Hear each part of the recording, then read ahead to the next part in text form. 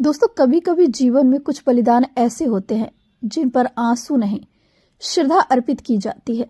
कुरुक्षेत्र में आज ऐसा ही एक बलिदान हुआ जिसने धर्म की दिशा ही बदल दी। क्या आपने कभी सोचा है कि किसी की मृत्यु पर भगवान स्वयं मुस्कुरा सकते हैं?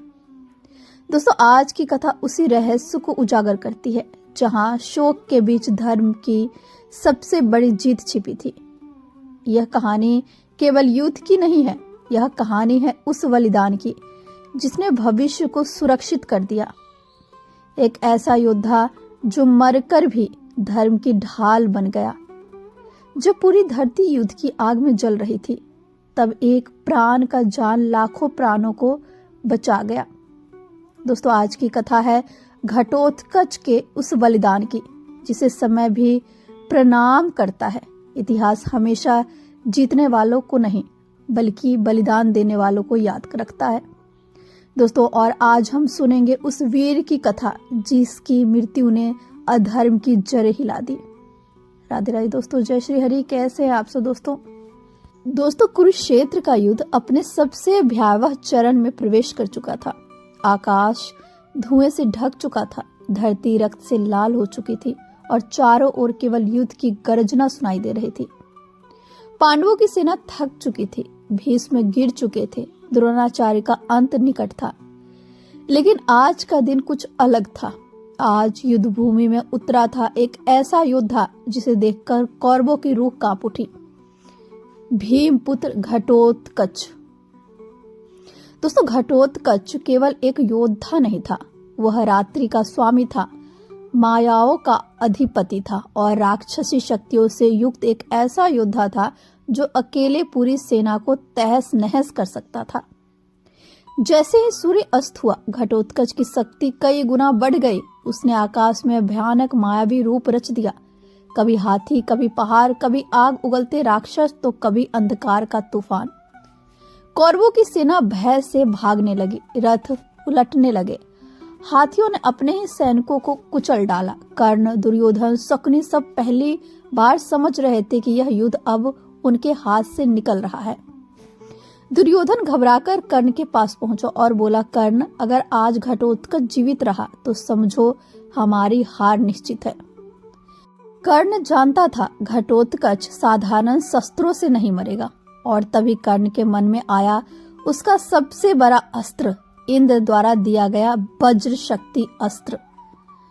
दोस्तों, वह अस्त्र जो कर्ण के पास सिर्फ एक ही बार प्रयोग करने के लिए था, वह अस्त्र जो उसने अर्जुन के वध के लिए संभाल कर रखा था।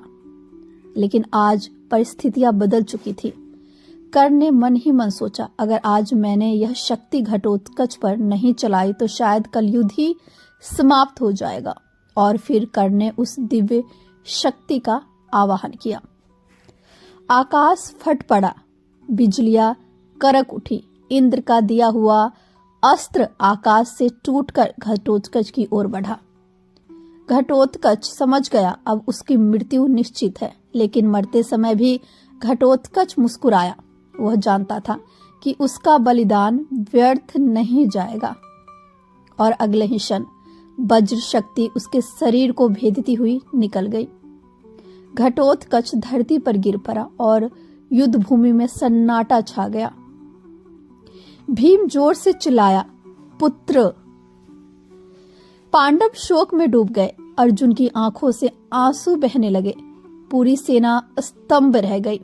लेकिन इसी बीच एक दृश्य ऐसा था जो सबको विचलित कर गया। दोस्तों, कृष्ण मुस्कुरा रहे थे। अर्जुन यह देखकर व्याकुल हो उठा। वह श्री कृष्ण के पास आया और कांपती आवाज में बोला, माधव, आज हमारे लिए इतना बड़ा बलिदान हुआ और आप प्रसन्न कैसे हैं?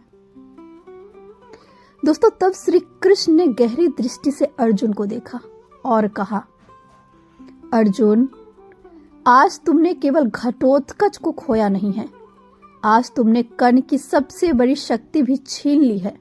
अर्जुन चकित रह गया।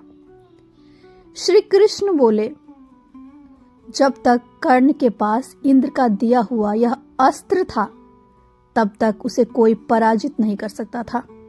यह अस्त्र उसने तुम्हारे वध के लिए सुरक्षित रखा था, लेकिन आज घटोत्कच ने वह अस्त्र अपने प्राण देकर निष्फल कर दिया। अब कर्ण के पास तुम्हारे विरुद्ध कोई दिव्य शक्ति नहीं बची। फिर श्री कृष्ण ने और भी गूढ़ बात कही, अर्जुन, अगर आज कर्ण घटोत्कच का वध नहीं करता तो एक दिन मुझे स्वयं उसका वध करना पड़ता, क्योंकि घटोत्कच एक राक्षस था और मेरा उद्देश्य धरती से अधर्म और राक्षसी प्रवृत्ति का अंत करना है। यह सुनकर अर्जुन की आंखें खुल गई। उसे समझ आ गया कि यह केवल एक मृत्यु नहीं थी, यह धर्म की रक्षा के लिए दिया गया बलिदान था। घटोत्कच ने न केवल पांडवों को बचाया, बल्कि स्वयं श्री कृष्ण को भी हथियार उठाने से रोक लिया। दोस्तों, और यही कारण था कि उस रात श्री कृष्ण प्रसन्न थे, क्योंकि धर्म की राह में एक और कांटा निकल चुका था। कुरुक्षेत्र की धरती ने एक महान बलिदानी को खोया, लेकिन धर्म ने अपनी जीत सुनिश्चित कर ली। और इसलिए कहा जाता है, कुछ मृत्यु हार नहीं होती, कुछ बलिदान इतिहास बदल देते हैं। घटोत्कच मरा नहीं, वह अमर हो गया धर्म के रक्षक के रूप में। दोस्तों, कभी कभी ईश्वर हमें किसी की विदाई का कारण नहीं बताते, लेकिन उसके पीछे छुपा उद्देश्य हमारे पूरे जीवन की दिशा बदल देता है। जो बलिदान आज हमें तोड़ देता है, वही कल हमें बचाने की सबसे बड़ी वजह बनता है। घटोत्कच चला गया, लेकिन धर्म को अकेला नहीं छोड़ा। दोस्तों, यही कारण है कि कुछ मृत्यु आंसू नहीं मांगती, श्रद्धा मांगती है। याद रखना दोस्तों कि जब आपका त्याग किसी और के जीवन को सुरक्षित कर दे, तो वह हार नहीं होती, वह ईश्वर की योजना का हिस्सा बन जाता है। धर्म की रक्षा के लिए दिया गया एक प्राण हजारों अधर्मियों के अंत की नींव रख देता है।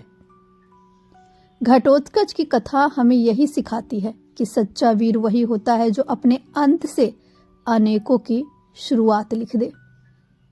जय श्री कृष्ण, जय धर्म, राधे राधे।